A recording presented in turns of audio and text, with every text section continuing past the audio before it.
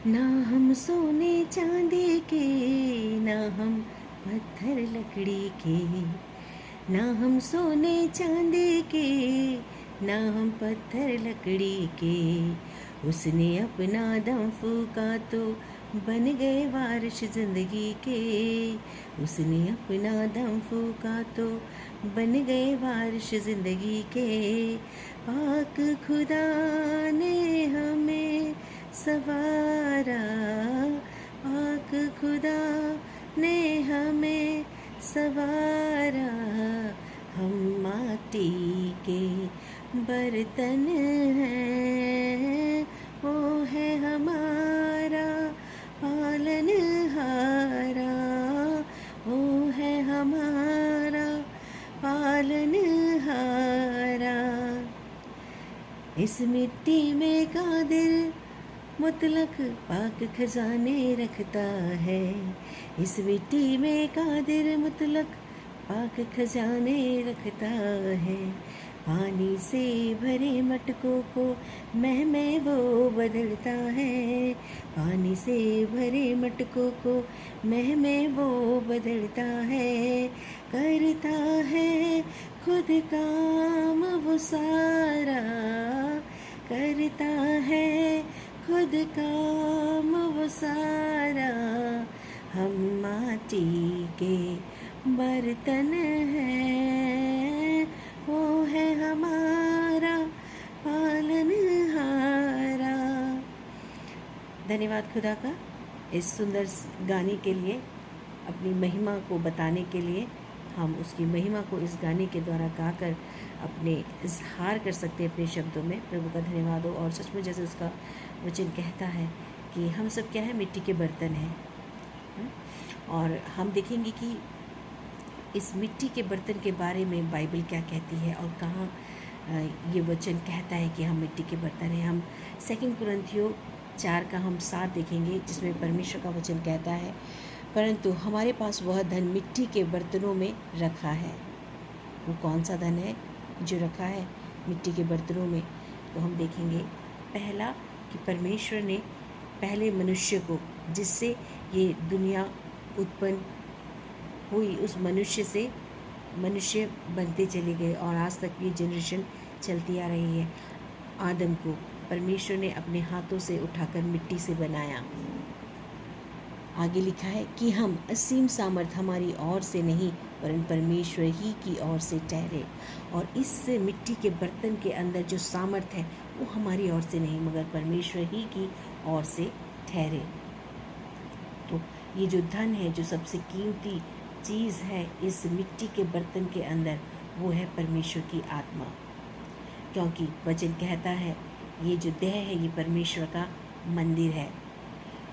और जैसे हमने इस गीत में पढ़ा ना हम सोने के, ना हम चांदी के, ना हम पत्थर और लकड़ी के हैं। अगर हम देखें तो सोना और चांदी, अगर इनको हम ऊपर से फेंकते हैं या इसमें हम जो हैमर भी मारते हैं, हैमर करते हैं, हथौड़ा भी मारते हैं, तो ये टूटते नहीं, ये बिखरते नहीं। ये क्या होते हैं, ये टेढ़े मेढ़े हो जाएंगे, पिचक जाएंगे, लेकिन ये बिखरते नहीं है। लेकिन पत्थर और मिट्टी का बर्तन एक ऐसा है, अगर मिट्टी के बर्तन को आप थोड़ी सी भी ऊंचाई से छोड़ देंगे तो वो टुकड़े टुकड़े हो जाएगा। और ऐसे ही पत्थर भी जो है, अगर आप ज़्यादा ऊंचाई से आप फेंकते हैं तो वो भी क्या हो जाता है, बिखर जाता है। इसी में हम देखेंगे कि परमेश्वर ने इस देह को अपना मंदिर बनाया और वो बर्तन बनाया है। हम देखते हैं कि जो यीशु मसीह ने जो पहला चमत्कार किया काना में, है ना, और परमेश्वर ने जो वो पहला चमत्कार था परमेश्वर का, और परमेश्वर ने क्या किया उसमें, परमेश्वर ने उन मिट्टी के, उन पत्थरों के जो मटके बने हुए थे उनमें पानी भरा और उनको मह में बदल दिया। ऐसे ही परमेश्वर हमारे जीवन में भी, वो परमेश्वर ने अपने वचन के द्वारा हमें दिखाया और ये समझाया। परमेश्वर जब इस दुनिया में आए हमारे लिए, उन्होंने हमारी देह को क्या कर दिया, मिठास में बदल दिया, है ना। तो मह मतलब है मिठास। तो उसने उस मिठास में, उस शहद में बदल दिया हमारे जीवन को परमेश्वर ने। और अगर हम आगे हम देखते हैं कि इसी यही मिट्टी का जो बर्तन है, और ऐसी ऐसी कई सारी बातें होती हैं जिससे हमारा जीवन क्या है, हमारा जो ये संसारी जो जीवन है ये क्या हो जाता है, टूट जाता है। जैसे मिट्टी का बर्तन टूटता है, ऐसे हम भी टूटते हैं और बिखरते हैं। किसी भी कोई भी कारण हो सकता है, घर का कलेश है, बच्चों की चिंता है, उनकी पढ़ाई, उनका फ्यूचर, हस्बैंड कई बार हम देखते हैं कई हस्बैंड्स हैं जो कि घर में उनका व्यवहार ठीक नहीं होता, उसकी वजह से घर में एक टेंशन का माहौल रहता है, बच्चे ठीक से नहीं वहाँ चैन से नहीं रह पाते हैं, और पत्नी का भी व्यवहार पति के साथ अच्छा नहीं होता है। बहुत सी ऐसी चीज़ें होती हैं, जॉब की टेंशन होती है, और या फिर हमारे आसपास का जो माहौल है उससे भी हमें कई बार किसी भी तरह की एटमॉस्फेयर है, कुछ भी कहीं भी बीमारियां होती हैं, गरीबी है, कुछ भी हो सकता है। वैसे तो हम हर रोज़ ही टूटते हैं किसी न किसी कारण से, लेकिन परमेश्वर का वचन क्या कहता है ना, ऐसे बहुत से कारण हैं कि हम जो है टूट जाते हैं, लेकिन परमेश्वर क्या कहता है इसके बारे में हम आगे पढ़ेंगे। 2 कुरिन्थियों 4:8 से हम पढ़ेंगे, और इसमें वचन कहता है, हम चारों ओर से कलेश तो भोगते हैं पर संकट में नहीं पड़ते, निरुपाय तो होते हैं पर निराश नहीं होते। परमेश्वर का वचन बता रहा है कि उसका जो प्रेम है, उसने जिस सामर्थ्य से हमें भरा है, और जब हम मसीह में नए हैं और जब खुदा हमारे साथ है, वो परमेश्वर जिसने हमें बनाया वो जब हमारे साथ है तो हम टूटते ज़रूर हैं, लेकिन उसका प्रेम हमें क्या करता है, फिर से खड़ा करता है। हम जो है निरुपाय तो होते हैं पर कभी निराश नहीं होते, क्योंकि हमारी आशा है वो। हम सताए तो जाते हैं पर त्यागे नहीं जाते, गिराए तो जाते हैं पर नष्ट नहीं होते। हम यीशु की मृत्यु को अपनी देह में हर समय लिए फिरते हैं। यीशु की देह की उसकी मृत्यु क्या है, उसकी देह की मृत्यु है मरना और फिर से जी उठना, है ना। हर एक संकट से, हर एक कलेश से क्या है, हम निकल आते हैं बाहर, कि यीशु का जीवन भी हमारी देह में प्रकट हो। जैसे यीशु मसीह मर के जी उठे, ऐसे ही हमारा भी जीवन जो है वो सांसारिक कलेशों से मर कर और फिर से यीशु मसीह में जी उठा, क्योंकि हम जीते जी सर्वदा यीशु के कारण मृत्यु के हाथ में सौंपे जाते हैं। क्यों? क्योंकि ये जो हमारे जीवन की कठिनाइयाँ हैं ये हमारे जीवन में आती हैं कि यीशु का जीवन भी हमारे मरणहार जीवन में प्रकट हो, और ये जो हमारा जो जीवन है इसमें यीशु की सामर्थ्य प्रकट हो। इस प्रकार मृत्यु तो हम पर प्रभाव डालती है और जीवन तुम पर, लेकिन क्या है, यीशु मसीह जीवन है वो हम पर प्रभाव डालता है और मृत्यु हम पर प्रभाव डालती है। लेकिन विजय कौन है? यीशु मसीह आज जीवित है, परमेश्वर है, और उसमें रहकर हम सब कुछ कर सकते हैं। हम याद रखें, हम टूटते हैं पर बिखरते नहीं हैं परमेश्वर के प्रेम में। हम यीशु की मृत्यु को अपनी देह में हर समय लिए फिरते हैं कि यीशु का जीवन भी हमारी देह में प्रकट हो, वो जीवन जो है सामर्थ्य में उठाया गया और आज परमेश्वर पिता के दाहिनी ओर बैठा है, हम पर जी उठे। सांसारिक बातों के लिए हम पहले ही मर चुके हैं, ये तो चलता ही रहेगा हमारे जीवन में जब हम इस संसार में हैं, लेकिन इन सब बातों के लिए हम क्या है, मर चुके हैं।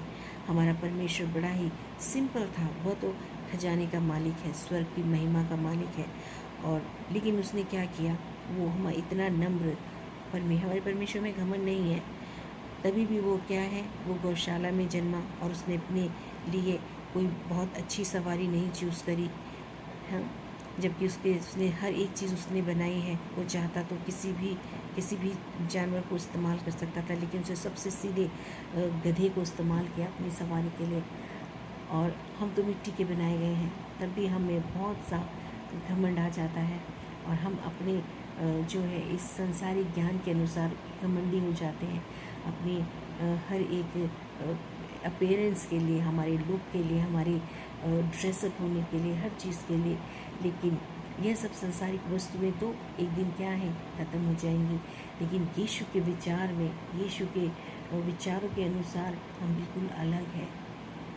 हम एक मिट्टी का बर्तन है और उसमें परमेश्वर की आत्मा वास करती है। हमें ज्योतिर्मय होकर उसके प्रेम को बताना है और आगे लेकर जाना है कि परमेश्वर एक मनुष्य से, जिसे उसने अपने हाथों से बनाया, उसे वो कितना प्रेम करता है। हमारा जीवन बहुमूल्य है।